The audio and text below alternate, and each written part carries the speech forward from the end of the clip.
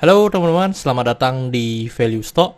Hari ini saya akan membahas analisa fundamental saham ASI kuartal pertama tahun 2021.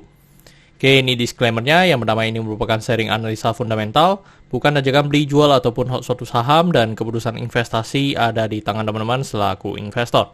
Yang ketiga, dari analisa fundamental ini bisa dijadikan referensi untuk analisa saham-saham yang teman-teman miliki. Oke, pertama-tama kita masuk ke bisnis dari ASI ini. Untuk kegiatan usahanya bergerak di bidang usaha perdagangan, industri, pertambangan, pengangkutan, pertanian, pembangunan, dan jasa. Untuk sumber income utamanya berasal dari penjualan mobil dan motornya. Untuk segmen usaha atau marketnya di Indonesia, terkait kasus hukum, saat saya membuat video ini, saya tidak menemukan adanya kasus hukum yang terkait dengan ASI. Untuk kepemilikan sahamnya dimiliki oleh Jardine Cycle sebesar 50,11%, masyarakat sebesar 49,89%. Dan teman-teman, ini merupakan produk atau jasa dari perusahaan ASI. Jadi ada otomotif itu auto ya teman-teman, atau kode saham auto. Untuk keuangan memang ada banyak sekali. Terus ada UNTR untuk di pertambangan atau konstruksi, agribisnis di ALLI. Habis itu juga sama ada lainnya teman-teman.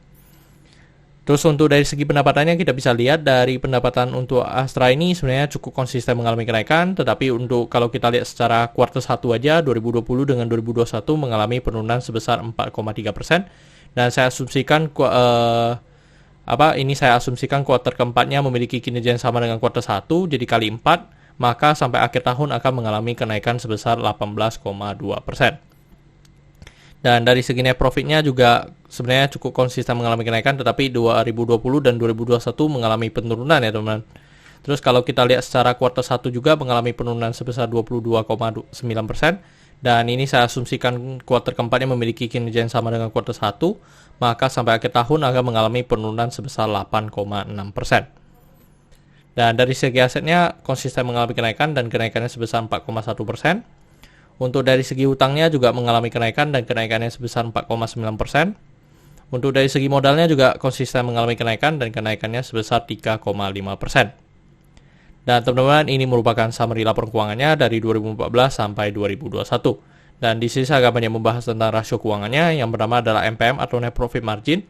Untuk Net Profit Margin untuk ASI ini sekitar 7,16%.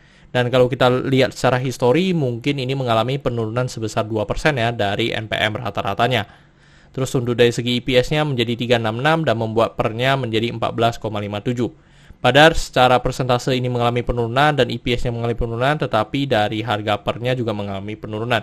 Itu disebabkan karena penurunan dari segi harganya yang mungkin lebih signifikan dibanding dengan penurunan dari PER-nya ya teman-teman.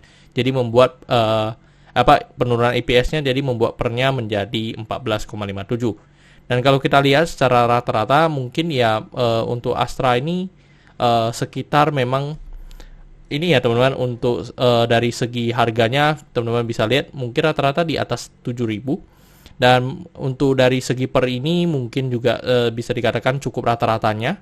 Dan untuk dari segi book value, untuk book value-nya di 4997, dan kalau kita bandingkan dengan harga sekarang, maka kita bisa mendapatkan PBV-nya di 1,07 kali.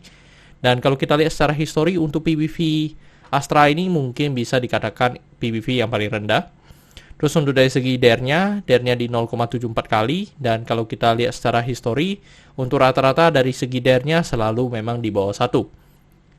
Terus untuk dari segi ROE-nya di 7,32%, dan kalau kita lihat secara rata-rata dari historinya mungkin mengalami penurunan sekitar 3-4%. Terus untuk dari segi ROA-nya di 4,2%. Oke teman-teman, saat saya membuat video ini untuk harga sahamnya di 5325, dan dari analisa fundamental saya bisa mendapatkan nilai intrinsic value-nya sekitar 6.500. Jadi masih memiliki margin of safety 22%.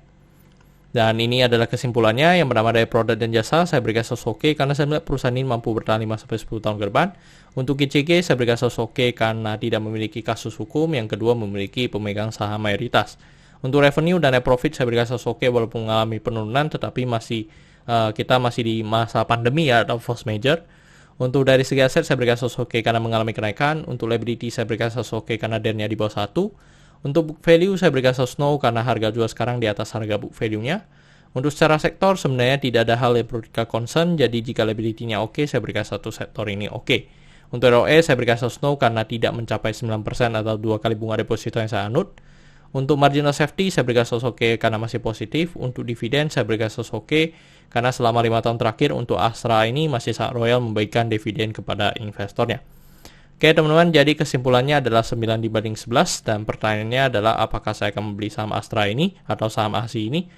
Iya teman-teman, dan kalau teman-teman melihat kuartal keempatnya saya memang sudah memegang Astra ini beberapa bulan terakhir ya teman-teman, dan sudah untuk di tahun ini kan kita ada terima dividennya ya teman-teman, walaupun dividennya tidak besar, dan memang saya melihat Astra ini akan kedepannya pasti akan membuat mobil listrik, jadi itu adalah alasan saya memegang saham Astra ini.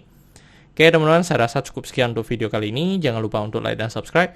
Jangan lupa juga untuk follow saya di Instagram saya di Royken13. Dan teman-teman, saya sudah membuat grup Telegram, jadi teman-teman bisa join grup Telegram saya di Value Stock. Untuk linknya teman-teman bisa dapatkan di deskripsi di bawah. Dan jika teman-teman ada kode saham yang ingin saya buka analisa spin ini, silahkan tinggalkan di kolom komentar untuk kode sahamnya. Oke teman-teman, see you in the next video. Bye-bye.